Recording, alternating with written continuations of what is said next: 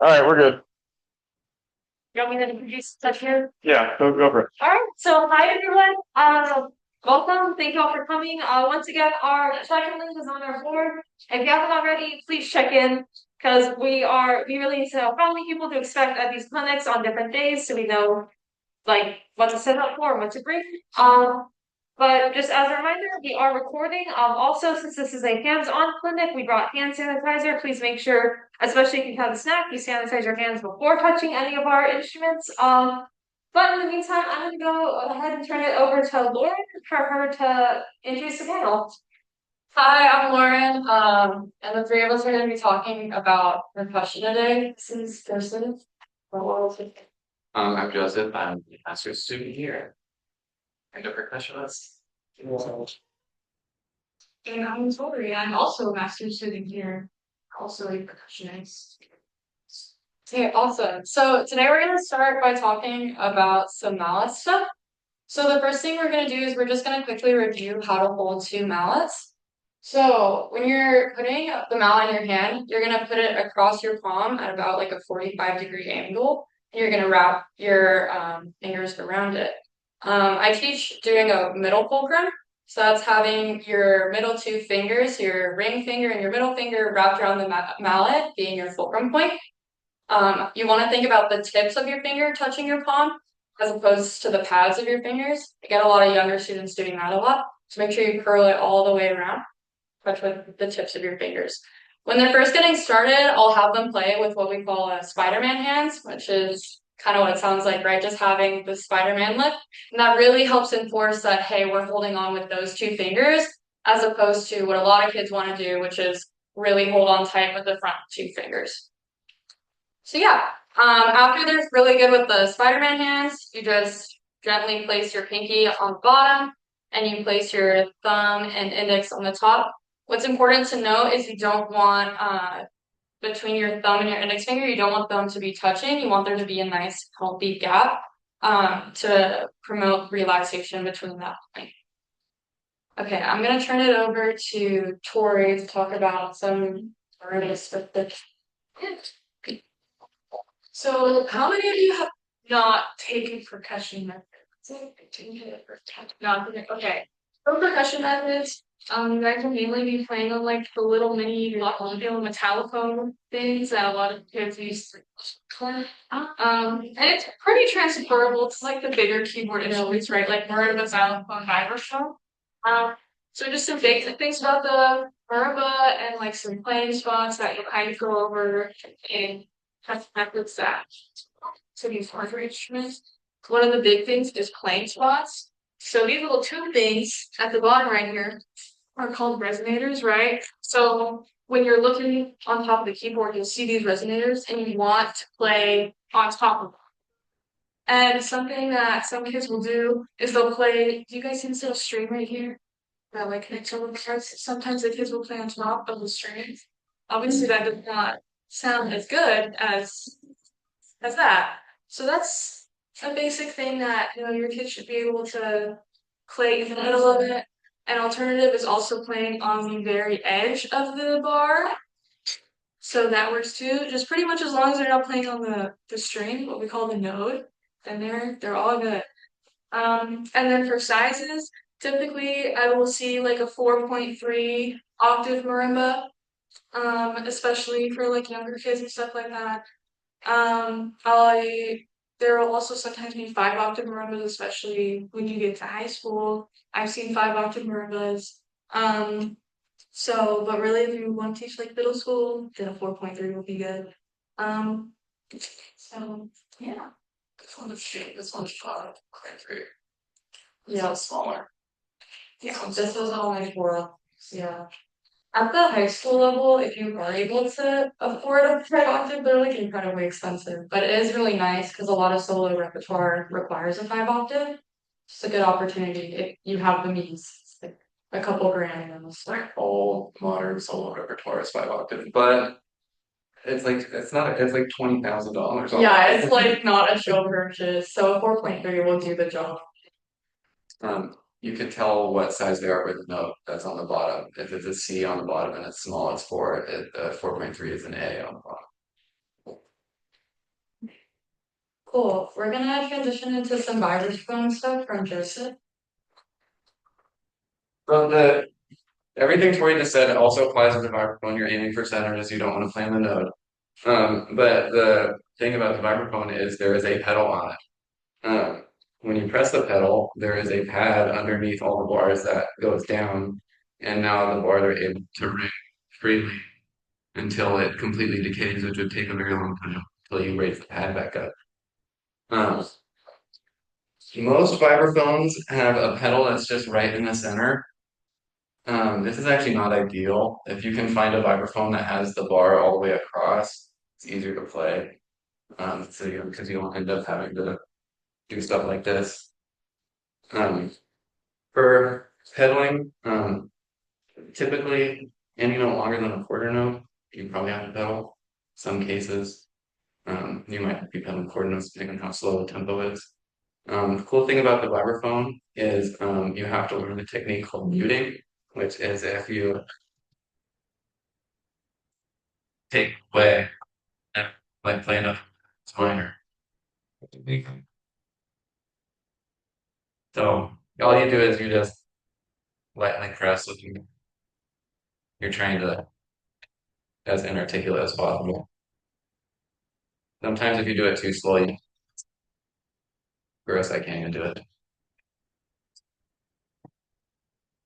Okay, I can't do it. These mallets are too good. But with some like less quality mallets or harder mallets, you have to press kind of hard to get it to mute or it gets like this nasty buzz sound.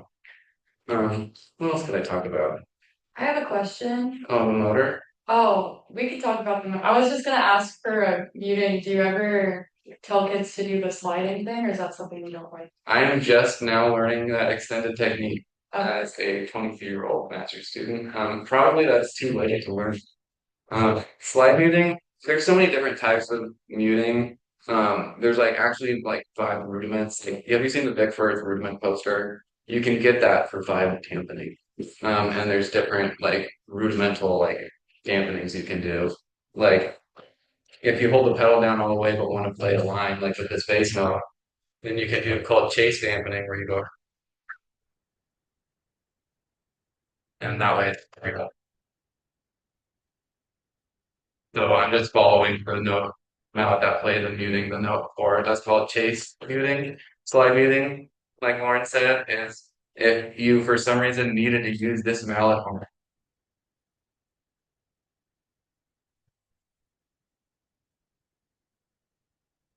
to strike the bar near the note, and then with your mallet at an angle, and then slide to mute the other note. So,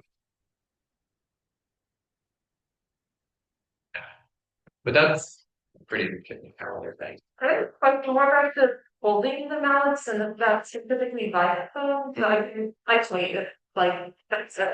So because I played mallets in high school and for some reason I could not for the life of me like not use my elbow when I was playing. Like I couldn't ever get just the wrist. Like, do you have any advice for like students who when they're playing they like can't stop also using their elbows? I don't know that though. No, yeah. So when I have students who are struggling with that, I tell them put the mallets down, and I tell them to put their forearm on the mallet instrument, and then you're just gonna be like knocking a door.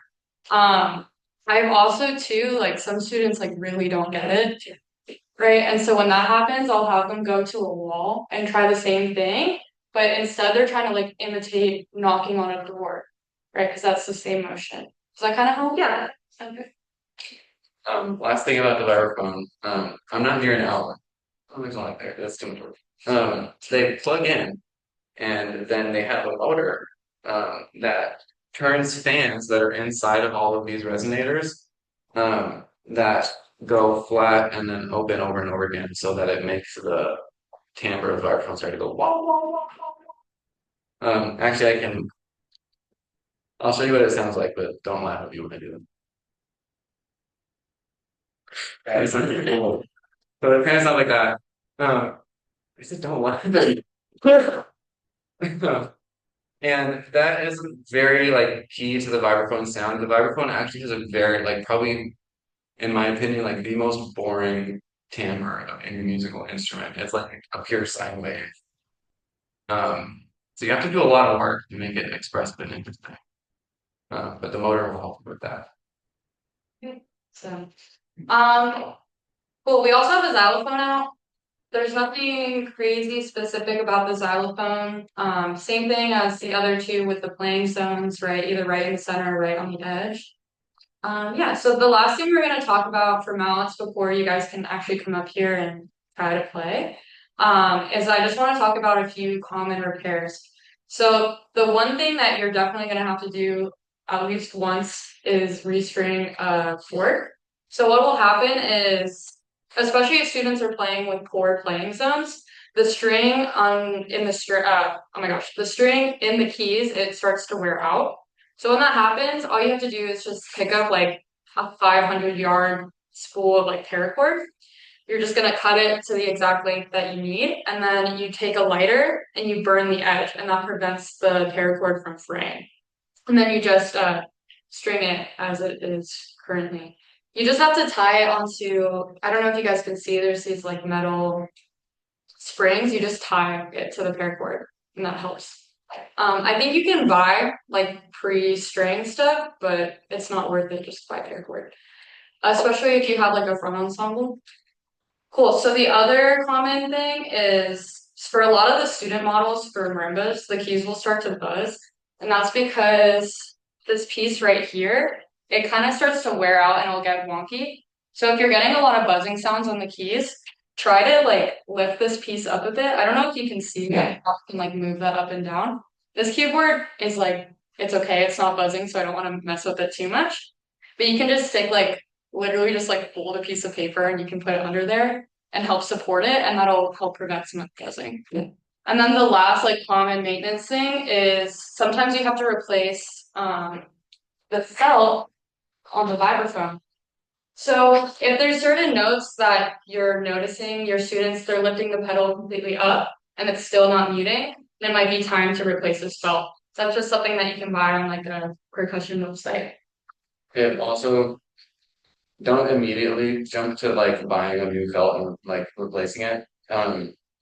The mechanism down here is adjustable, like to where the spring, like the spring tension and stuff like that. So sometimes the spring tension or the spring is wearing out, it's not pushing the felt enough, the felt is fine. But just make sure you like investigate the whole mechanism before you like buy something. Um, there's a new thing, a new modern thing with vibraphones where there's gel pads, like instead of felt. They're terrible for the purposes of education. They work good, but if you're in a, they get really gross. Like they can get hair stuck to them and stuff.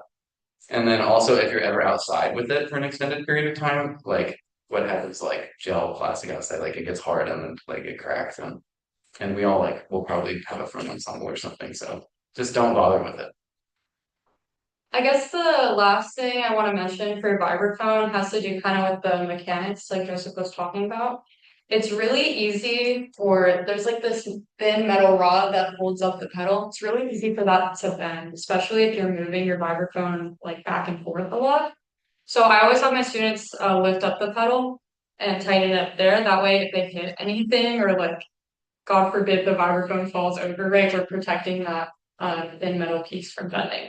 Because once that bends out of shape, it's really hard to use and it's really hard to like fix it yourself before like just going to have to replace it. That makes sense. Also, anytime you adjust the height on a 100 decibel vibraphone, Yeah. the pedal needs to be like disengaged first. Like you need to loosen it. Yeah, like completely have it loosened. That. My personal vibraphone, the rod is like a cube shape, because I'm not responsible. And it like every time the pedal, like I press the pedal down, you can hear metal grinding. So just be careful. Yeah. I guess the last thing with the pedal is like working out how high to put it. I've always been taught to like if you put your foot under, that's like a pretty good starting point. When students get started, they can make it higher or lower for their but I don't know if you have a thought on that. I do the first two knuckles of your middle finger is the space under pedal. Cool. So I think that's it for like the talking portion of the mallet section. So now what we're gonna have you guys do is you can come up and like try to play around with the three instruments up here. Feel free to ask questions, sort of thing. I really don't know how to run yet because like the help and the help for the part of the silent and a little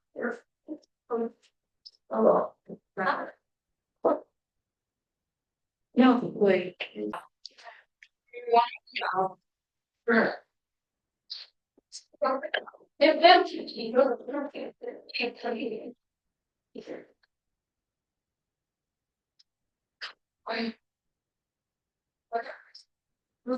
real, how let's do like 3 at a time, and we just kind of like run up and then how much fit that air. With like, yeah, like instead of three, some territory complete. Do you want to hold on? So yes. Okay. Huh? Sorry, do you want to hand him? Yeah. There's not much to say about this. Um, the only thing I wanted to make clear is that there's cold cymbals and there's warm cymbals. A cold cymbal is a cymbal that has been sitting, not vibrating for a long time. Or if you like really muffle it, like I'm doing right now. Trying to like so plug your ears. I'm gonna show you what it sounds like if you hit a cold cymbal. I'm not gonna do it super hard, but I do have to do it hard enough for it to do the thing. When you hit a cold cymbal, it has like a boom noise and then the cymbal opens. Like listen. You hear that? Like it took a little bit for the sound to start, like the wind sound to start. Now it's vibrating a little bit, and now it's the initiation of the sound is a little bit sooner. I didn't have to hit it nearly as hard for these like fun. So the only thing is that when you're playing a tam tam, or it's mostly for bigger cymbals like this, you don't really have to do it for professionals. But you have to wake it up a little bit before you actually play the note. You can just tap on it like this, that's enough. I like to do crash cymbals too, but like no one else in the ensemble wants to crash cymbals on thing. Can you do it? Yeah, no, one doesn't. You don't really need to. Do you want to learn the playing zones and how to roll? Oh yeah, playing zones. You're not going to play right in the center. It's similar to the bass drum where if you split it, if you like think of a target with three zones, you're going to play in the middle zone. So not the bullseye, not the edge, but this like middle circle. They're kind of some of them like have this design on them that make it kind of nice and easy to see where you're supposed to play. Like the black areas in this dark zone are no. Rolling on it. You put the mounts on either side of it. And then, do you do it in the same spot or do you stagger? I do the same spot, but I know a lot of people who stagger. I'm not sure what the pros and cons are, but I've seen it taught both ways. So you either put them like my mouth's right behind the other one, or some people will stagger them like this. But I don't actually know what the pros and cons are. Some people will roll like on the same part, like on the same side too. And they'll just roll like on opposite sides, kind of similar to how they roll a cymbal. We'll talk about in a second. Okay, I think that's it for tam tam. Okay, so for bass drums, like Joseph was saying with the tam tam, it's pretty much the same playing zones, right? It's not right in the center, it's not right on the edge. I usually just tell people like go right in the center and then go like slightly off. And that's usually a pretty good spot. In terms of like how to play bass drum, I always tell kids like I want them to think about holding it with their back two fingers as opposed to like the front of their hand, right? Because that's gonna allow them to use the weight of the mallet and really get like a nice full sound out of the bass drum. The other thing too is a lot of students, because we were just using a wrist on the mallets, they're using their wrist on the snare, etc. They're gonna try like doing this kind of thing. Long term, like that's not great because these weigh a lot more than like the mallets we were just using, right? So you want to tell them like you want them to hinge more like it's not quite like swinging a bat, but it's kind of similar, right? It's kind of like pushing the drum, like people say. Yeah, pushing the drum. That's a good one. And yeah. Make sure too they're thinking about like coming off of it. I like to tell kids like think about like you're pulling the sound out of the drum, if that makes sense. Um, Oh, yeah, go for it.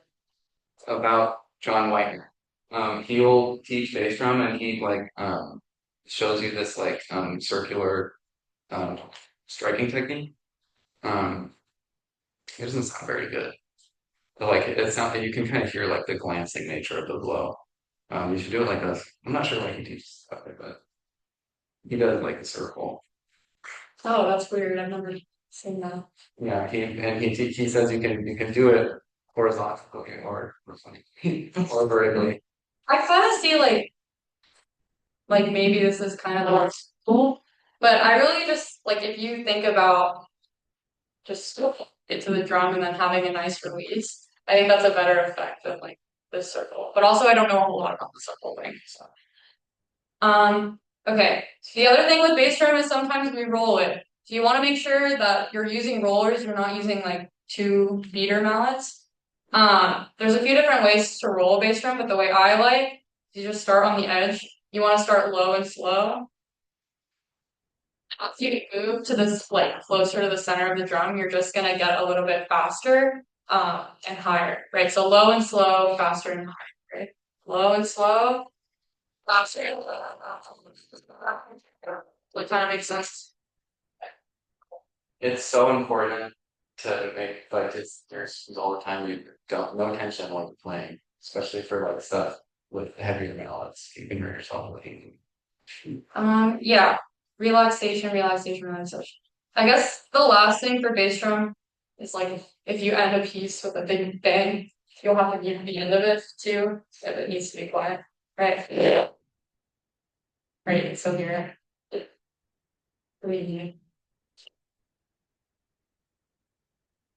a bit better. So I think that's it for bass drum. Are there any questions for the tam tam and bass drum we just covered? Okay. The difference between beaters and rollers. The beaters are just heavier and like annoying over your heads. They're almost always just named that. Like, so it's really clear in the line of bass drum mallets. Like they're called like the TG3 rollers. So it's pretty clear the differences. Yeah. So like this was the beater we were using. This is the roller. So the roller is just quite a bit smaller. Okay. Tutorial Tim. I'm sure that Ryan's watching me. Yeah. Great.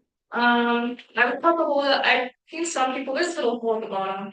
I've seen some people like put their finger through to hold it. I've never done that. I don't find. I've never done that.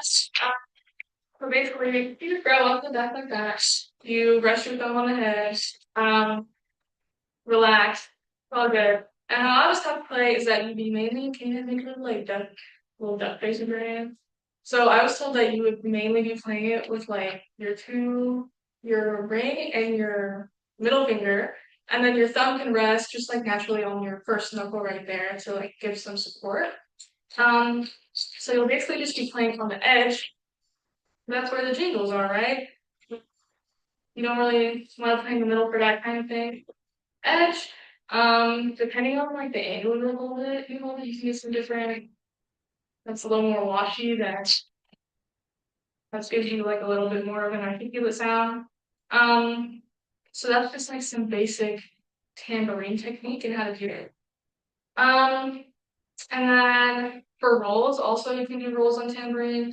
I'm not super good at this, but there's the finger rolls. I use my thumb. Other people use like their index finger or their middle finger. And basically what you do is some people put texture paper or wax or something to give it friction.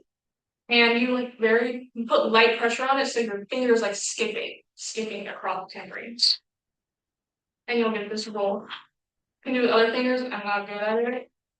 And again you'll be doing it on the end. You don't do it like do it like go around the room with the tambourine. And lastly, the shake roll. It's like you saw this plans already. Grab it, try and stay relaxed in the camp. You need to shake it, and that's the roll. So, is there anything I want to see? The wax stuff will probably come in handy if you ever like need a finger roll in your program. They're hard to learn how to do. They take a while to like get consistent. So beeswax will be helpful for your kids. Yeah, some people put like sandpaper or friction paper, but I actually hate that because It hurts. it hurts your fingers. It tears your finger up. So like just think about like your sixth grader who's doing it. Like they're gonna hate that. You probably won't have it 6 grade. Yeah, that would be so weird. Yeah, there's also I want to bring up these.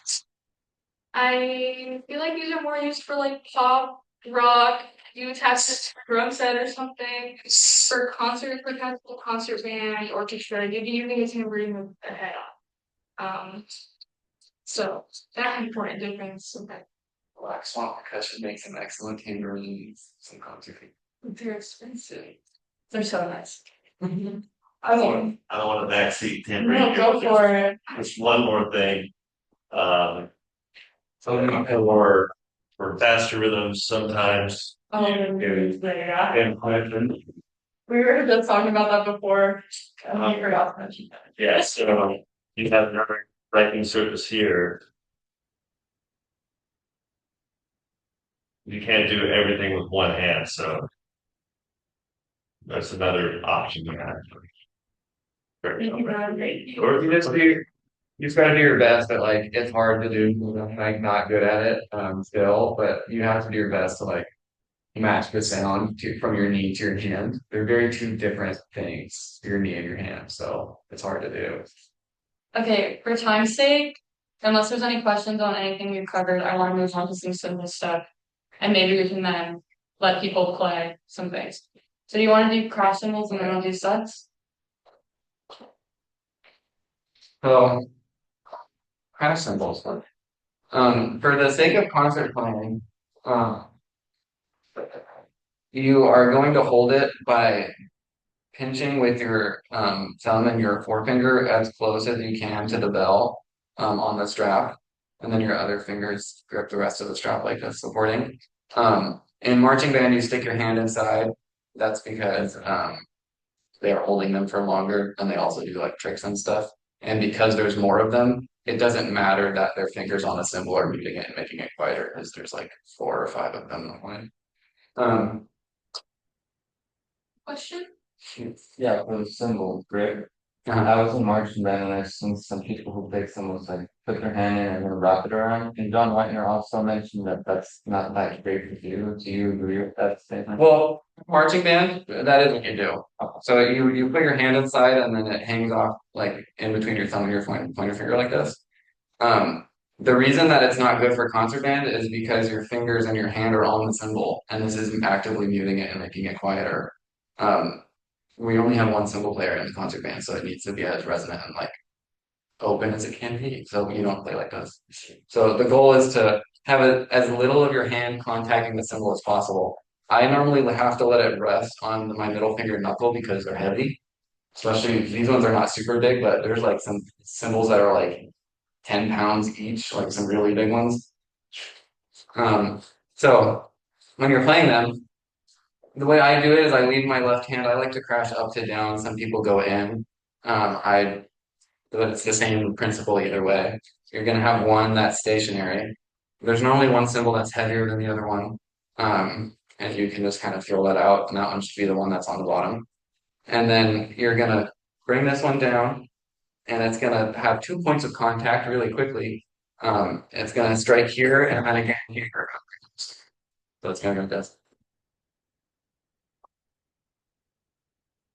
And the reason you have to do that, like it's kind of like a flam. You don't hear a flam, it's just one attack. But if you don't do that, then you have the danger of getting an air pocket. And let's see if I can intentionally get an air pocket. Like that. And so like the cushion of air like prevents them from fully contacting each other, and it just sounds bad. So John Weiner is the king of the air pockets. I heard him consecutively get like 10 air pockets in a row, which I can't even do on purpose. Cool. So really quickly, suspended cymbal. It's like the same principle we were talking about with the bass drum in terms of when we start a suspended cymbal roll, we want to start low and slow. And then as we get louder, just faster and higher. Right? For playing zones, we don't want to be like on the cymbal. We want to split the head of our mallet in half, and that's going to be right on the edge. There's a few different like rules of thumb in terms of like where on the clock you want to be at, but I'm usually about like what is that? Six and not six. This is a five, four. Like a third. Yeah, like a third. There's 3 pieces of the pie. 4 and 8 o'clock. That's usually about where I sit. But some people they'll go at like a 3 to a 9. I don't like that. I feel like that's like far too far. It makes the symbol flop back and forth. Yeah. I like 4 and 8. But yeah, low and slow. To fast and loud. The other thing is sometimes you'll have to crash on a suspended cymbal. I was taught to do like a tiny flam. When you do that, to kind of imitate like a crash cymbal, but it's really important that it's really quick and close together, right? You don't want like a. It's just something to like help warm the cymbal a little bit too. It's not great. It's a bit better. Does that kind of make sense? Okay. I think that's it for cymbals. Yeah, drum parties. That is cool. Oh yeah, finger cymbals. Okay. Beautiful. I brought these out. It's pretty self-explanatory, but you're just gonna pinch with your index and your thumb on the string. It's really important that you're not too low, or else you're gonna touch it, cut off the sound. You don't want to be too high because that's really hard to control. Somewhere in the happy middle. You're gonna have one just kind of rest in place. I usually do my left hand because I'm right-handed, and then I'm just gonna take my right hand and I'm gonna hit the edges together. Does that make sense? The reason I wanted to do finger cymbals is because let's say like you have a really important finger cymbal part and for the life of you, like your kid cannot play it loud enough, you can pull out like a brass mallet and that'll help project it a lot more. So yeah, you just hold it in the same way I was just talking about.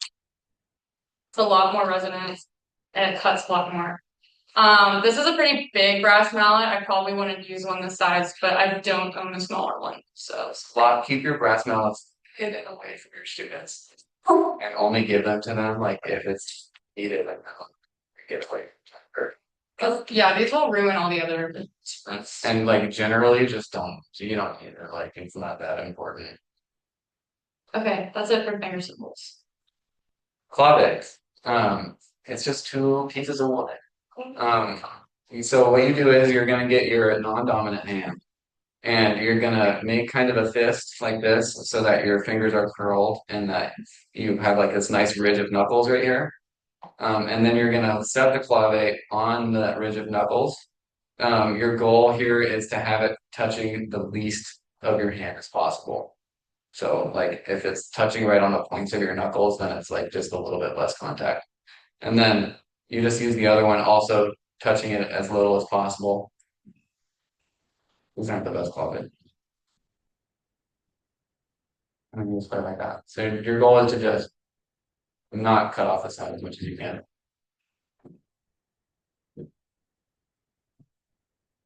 Nice. Here's Yeah, those are. Oh yeah. Okay. There's normally one that's better to be the playing one, and one that's better to be the sitting one.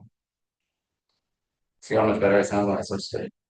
And then playing on different parts of the thing sounds completely different too. So that's what I'm with it. Okay. This is the box. It's pretty all the pants self-explanatory. There's not too much to say about it. Put your hand on it. It has all these metal beads. And then just scrape it against it. And it's easy. So, yeah. Yeah, I don't know. I don't know what possible. There's like crazy stuff you can do with lots of there's like rolls and stuff you can do, but nothing you would do in concert band. But there's a thing where you can like kick the beads up and then spin the thing inside of it to do like a constant rolling sound. I can't do that. I can do it. It's very like samba, like Brazilian, like those native percussionists can do that thing. Because the cabasas, like the percussion instrument they play their whole lives. Okay, another speed run item. The sleigh bells. Like, where's it? Right. No. Yeah. If your kid is complaining that like the hitting this is hurting their hand, hold it like this, and then they can hit their hand and swing. I also feel like the sleigh bells really naturally drag. Also in my community college, the director pulled the sleigh bells from backstage and started conducting the choir with it. And because it naturally drags, they got so slow. And they were singing jingle bells. It was really sad. Listen, when you like see when I hit it and like when the sound, it's like a full and almost 16th note afterwards. So Be on top of the beat. triangle. On the other funny. I've seen the thing where like sometimes I'll hit like the reverse. And Oh yeah, the good idea. Yeah, I'm sure. I feel like that kind of. Okay, yeah, maybe I feel like not for very long. yeah, and I feel like the sound you get is a lot less jingly, but Your wrists are a really fragile thing. yeah. Okay, last one, and then you guys can try them out and ask questions. I don't like hanging the triangle. It's my triangle PSA. Unless you absolutely have to hang the triangle to play it, I don't like hanging the triangle. Like I want it to be an active part of whatever's happening. So like hold it up, let the sound project. I like to like frame the conductor through the triangle too. I like to tell students that because that's the only way I can get them to hold it, hang them. Um, every part of the triangle sounds a little bit different. I normally tend to play like around here in the corner. Um, but like over here is a little bit warmer of a tone than over here. This triangle especially we love because it's very overtony. You can hear lots of tones in it. Um, but there's many different triangles. Some of them sound like a sine wave, like the Allen angle triangles. Triangle roll. Oh, and the beater, I roll just with like the tip so I can get like a nice delicate hold on it. But you can just hold it like a regular mallet as well. It's just a little bit harder to get more delicate notes, in my opinion. Rolling on a triangle, you're just gonna like stick the beater in the corner here and then wiggle it back and forth so you're hitting. Um, if you do it in the other corner, it sounds different. So different timbre, so you can play around with that. I don't like that, but I just found out that Rashidino was doing it in orchestra and I trust him, so Okay. So we're close to time, but if anyone wants to come up and like ask any questions or try anything out, feel free. Thanks for coming, and I know we had a bit of a late start, but yeah, for staying. Thank you, and thank you to everybody for that.